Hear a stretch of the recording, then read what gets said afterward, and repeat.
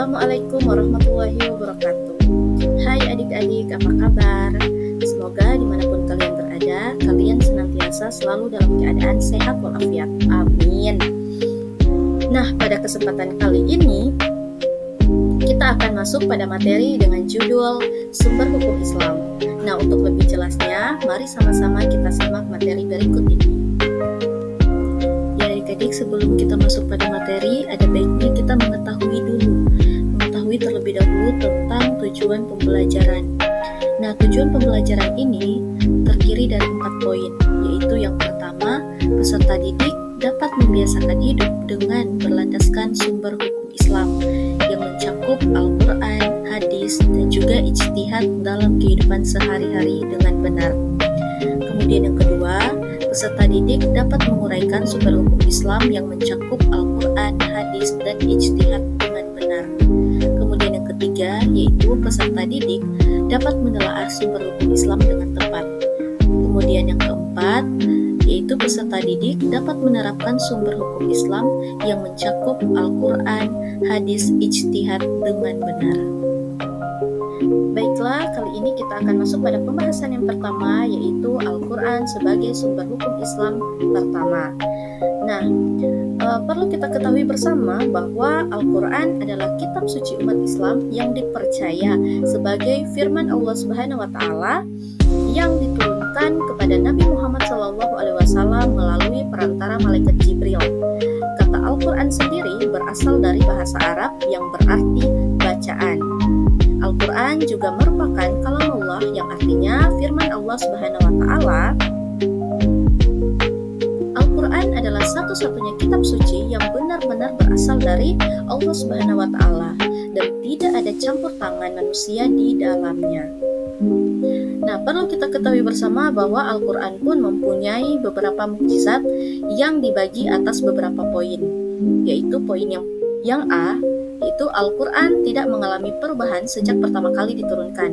Kemudian B, salah satu mukjizat terbesar Al-Quran adalah tantangan yang diberikan Allah kepada umat manusia untuk menulis sesuatu yang serupa dengan Al-Quran. Kemudian C, Al-Quran juga mengandung banyak ayat yang membahas berbagai aspek ilmiah meskipun diturunkan lebih dari 1400 tahun yang lalu. Banyak fenomena alam dan prinsip ilmiah yang baru ditemukan oleh ilmuwan modern yang sebelumnya telah disebutkan di dalam Al-Quran. Kemudian pada poin D, Al-Quran juga menunjukkan adanya pola numerik yang sangat menarik. Misalnya, kata Al-Quran disebutkan 70 kali dalam berbagai bentuk atau kata hari yang disebutkan dalam berbagai variasi juga menunjukkan keteraturan tertentu. Nah, Al-Quran juga mempunyai ciri-ciri khas, yaitu yang pertama, diturunkan secara berangsur-angsur. Artinya, Al-Quran diturunkan kepada Nabi Muhammad SAW secara bertahap dalam kurun waktu 23 tahun, sesuai dengan kebutuhan umat Islam pada saat itu. Kemudian yang kedua, yaitu bahasa Arab. Al-Quran diturunkan dalam bahasa Arab yang fasih dan indah. Bahasa Arab ini merupakan bahasa yang paling tepat untuk menyampaikan pesan-pesan Allah Subhanahu wa Ta'ala. Kemudian yang ketiga, yaitu keajaiban ilmiah, yang artinya banyak ditemukan fakta ilmiah dalam Al-Quran yang baru diketahui kebenarannya setelah dilakukan penelitian oleh para ilmuwan modern. Kemudian yang keempat, yaitu hukuman bagi yang memalsukan, yang artinya Allah Subhanahu wa Ta'ala memberikan ancaman yang sangat berat bagi siapa saja yang berusaha memalsukan atau mengubah isi di dalam Al-Quran. Nah, perlu kita ketahui bersama bahwa Al-Quran mempunyai beberapa fungsi di dalam kehidupan kita, yaitu yang pertama, sumber inspirasi dan motivasi, yang artinya Al-Quran memberikan inspirasi dan motivasi bagi umat Islam untuk selalu berbuat baik dan meraih kesuksesan. Kemudian yang kedua, yaitu sebagai panduan hidup, yang artinya Al-Quran menjadi panduan hidup bagi umat Islam dalam menghadapi berbagai permasalahan yang terjadi dalam kehidupan sehari-hari. Kemudian yang ketiga yaitu sebagai pembentuk karakter, yang artinya Al-Quran membentuk karakter umat Islam menjadi pribadi yang beriman, bertakwa, dan berakhlak mulia. Kemudian yang terakhir yaitu penyejuk hati, yang artinya Al-Quran memberikan ketenangan dan kedamaian bagi jiwa yang gelisah. Nah, perlu kita ketahui bersama juga bahwa hadis merupakan sumber hukum Islam yang kedua. Nah, menurut bahasa, hadis berarti kabar, berita, atau perkataan. Kemudian menurut istilah, hadis didefinisikan sebagai segala sesuatu yang disandarkan kepada Nabi Muhammad SAW, baik berupa perkataan, perbuatan, maupun ketetapan beliau. Hadis adalah segala sesuatu yang bersumber dari Nabi Muhammad SAW, baik berupa perkataan atau sabda, perbuatan atau fi'il, ketetapan atau takrir, maupun sifat-sifat dari Nabi Muhammad SAW. Sekarang kita masuk pada jenis-jenis hadis. Hadis dibagi menjadi beberapa jenis berdasarkan kualitas sanad atau rangkaian perawi dan matan atau isi hadis. Beberapa di antaranya adalah yang pertama hadis sahih.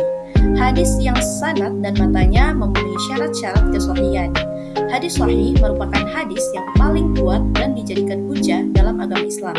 Kemudian hadis hasan, yang artinya hadis yang sanad dan matanya baik, namun tidak sekuat hadis sahih. Nah, kemudian yang ketiga yaitu hadis dhaif, atau hadis yang sanad atau matanya terdapat kelemahan. Hadis dhaif tidak dapat dijadikan hujah. Kemudian yang terakhir yaitu hadis maudhu, atau hadis palsu yang sengaja dibuat-buat. Masuk pada fungsi hadis. Hadis memiliki fungsi yang sangat penting di dalam Islam, yaitu yang pertama, penjelasan terhadap Al-Quran, yang artinya hadis berfungsi menjelaskan ayat-ayat Al-Quran yang bersifat umum atau mujmal.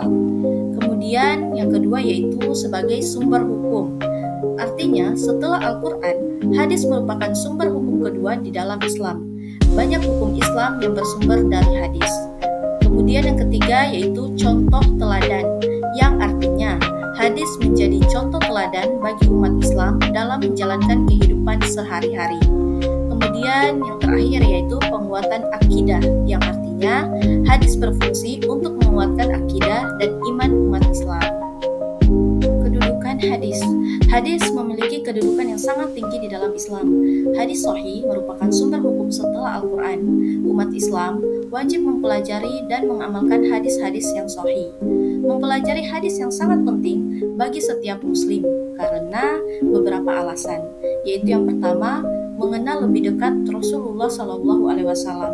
Artinya, melalui hadis kita dapat mengenal lebih dekat sosok Nabi Muhammad SAW sebagai teladan umat.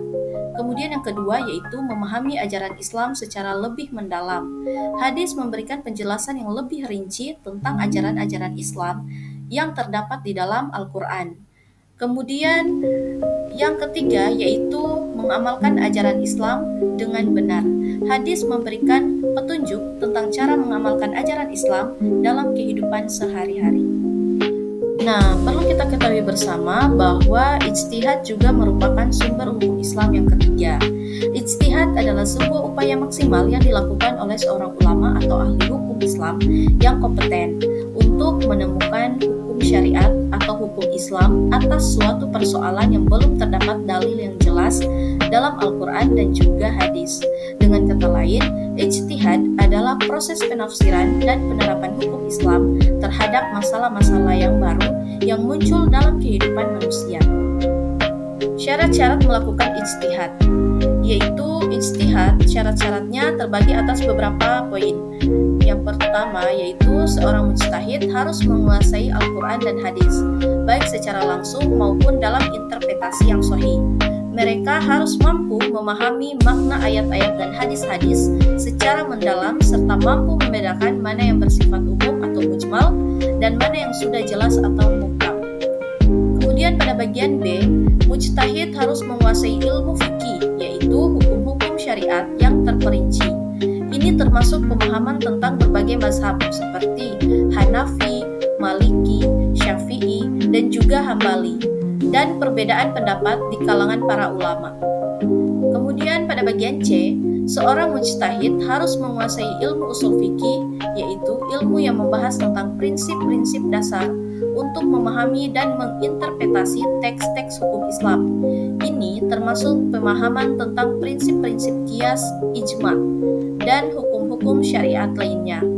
Seorang mujtahid juga harus memahami situasi sosial dan kebutuhan masyarakat di mana ijtihad tersebut diterapkan. Ini berkaitan dengan prinsip maslahah atau kemaslahatan umum, yang berarti pertimbangan terhadap kesejahteraan umat. Masuk pada fungsi utama ijtihad. Fungsi utama dari ijtihad terbagi atas beberapa poin, yaitu poin yang pertama pada bagian A, ijtihad berfungsi untuk menentukan hukum atas masalah-masalah baru yang tidak dijelaskan secara langsung di dalam Al-Quran dan juga di dalam hadis ataupun ijma. Ketika umat Islam menghadapi masalah-masalah, tidak ada nasnya. Ijtihad diperlukan untuk menetapkan hukum-hukum yang sesuai dengan prinsip-prinsip syariat. Kemudian pada bagian B, sebagai upaya memahami redaksi ayat atau hadis yang pengertiannya tidak tegas, sehingga secara langsung tidak dapat dipahami kecuali dengan ijtihad. Kemudian pada poin C, untuk mengembangkan prinsip hukum yang terdapat dalam Al-Quran dan Sunnah, seperti dengan qiyas, ihtisan, dan maslahat mursalah. Bentuk-bentuk ijtihad, yaitu pada poin A, ijma merupakan hukum suatu masalah yang tidak disebutkan dalam Al-Quran dan juga hadis. Kemudian pada poin B, qiyas. Qiyas merupakan penetapan hukum suatu masalah atau kejadian yang tidak ada hukumnya setelah Rasulullah SAW wafat. Ya, baiklah adik-adik.